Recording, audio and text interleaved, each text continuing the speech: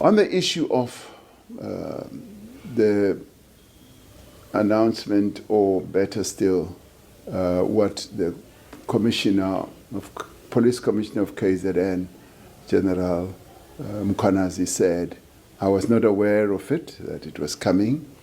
And obviously it is a matter that I will be dealing with when I get home. I will need to look at it more closely and have a thoroughgoing discussion with a number of people, and thereafter there will be a clear way forward. This is not a matter that we should not give attention to. It is a serious matter. It has to do with the security of our people, but it also has to do with our adherence to the rule of law.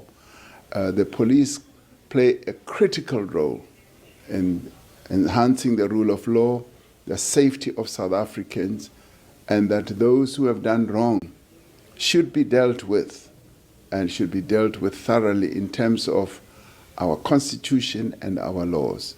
So this matter is going to be addressed.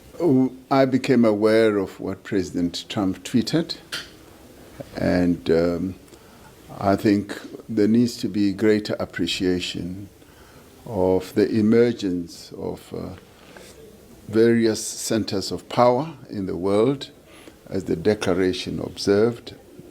And this should be seen in positive light rather than in a negative light.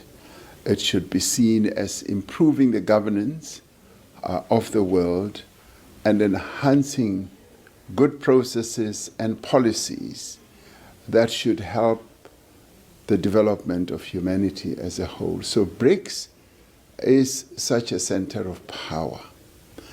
And BRICS does not seek to compete with any other power. It recognizes the importance and the standing of other centers of power. It recognizes the standing of the United Nations and respects that, and subjects itself to the decisions of the United Nations. And it also recognizes the standing of a body like the G20.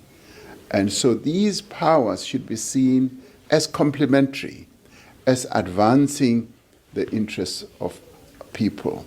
And so when a declaration, a beautiful declaration like the one that we adopted, should be seen in that it is beautiful and it is aimed at enhancing the interests of people globally. So there should never be vengeance. There should never be retribution against countries that are seeking to cooperate together and to advance the interests of humanity. There is nothing negative in the declaration, and there is everything about advancing the interests of various countries in the world, if not all, and the interests of people in the world, so that we leave no one behind. So it is really disappointing that when there is such a very positive collective manifestation such as BRICS, there should be others who see it in negative light and want to punish those who participate in this. It cannot be and should not be. We should be respecting the sovereignty of countries. We should be respecting that we're all equal, that all we should be focusing on is enhancing the prosperity of humanity and all countries. It cannot be that might should now be right, where in the end those who are more powerful are the ones who seek to have vengeance against those who are seeking to do good in the world. Thank you for your time and condolences on the passing of former DP. Yes. Maybe just the first one on this push to reform global institutions, particularly the Security Council. It's happening at a time where we're seeing very powerful nations pushing back, resisting, even participating in those multilateral institutions. And so I wonder how you reconcile the two. Second to that, the tariff deadline that is looming comes on Wednesday. It's unlikely that South Africa would have reached a deal by Wednesday. How do you plan on mitigating that given the impact that the 31% would have on South Africa's economy? And then maybe lastly, one from home, the ongoing tips that you're having with your postulants in the government of national unity. Would it be possible for this government to function without the DA? Can you go it without them? Should it come to that, whether they initiate it or it comes from yourself? Yeah. The government of national unity was set up through the choice of 10 parties that chose to work together.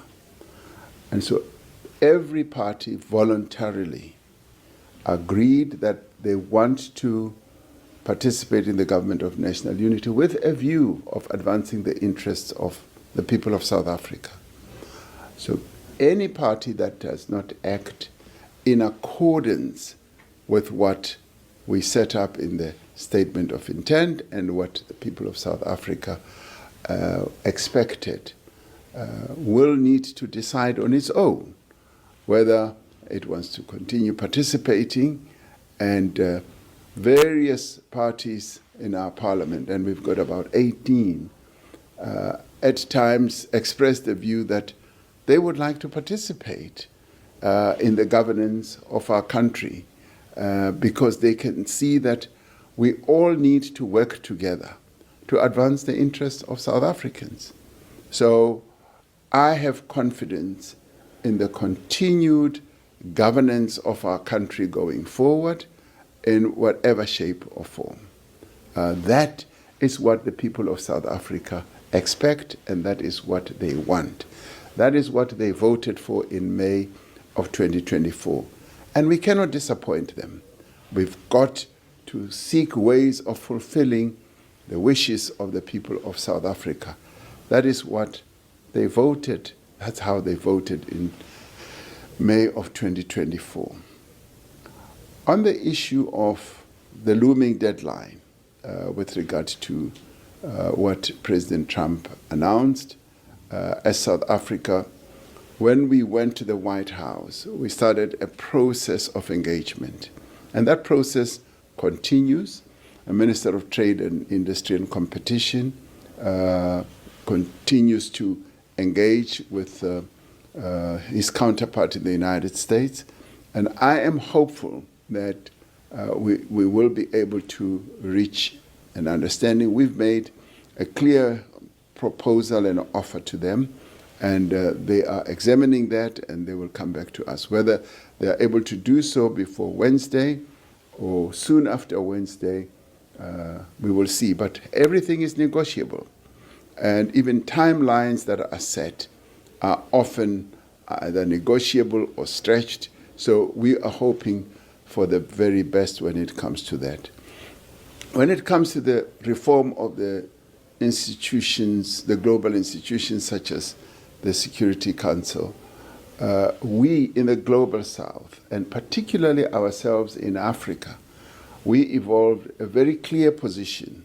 The Ezulwini Consensus is really the framework that set us on a path of calling for the reform of the United Nations, particularly the Security Council. Now, that gave us a platform, that gave us a message and made our intention clear. And when we started, it was like we were whistling in the wilderness. It seemed like we were the only ones in the whole world who saw the need for the reform of the United Nations Security Council. The voices that support our framework have been rising and gathering momentum. And even those who did not even want to discuss the matter have now realized the importance and the efficacy of what we seek to achieve. So we're gaining more traction, we're gaining more attention, and the message is sinking in that the United Nations Security Council, which was set up as the United Nations was set up 80 years ago, cannot continue being the preferred governance system in the world, in a world that has changed. Because 80 years ago, the world was completely different from what it is today. The world is now driven by principles of good governance, is driven by principles of equality, recognition of each country's existence, of the sovereignty of nations, and it is also recognized by the drive for equality.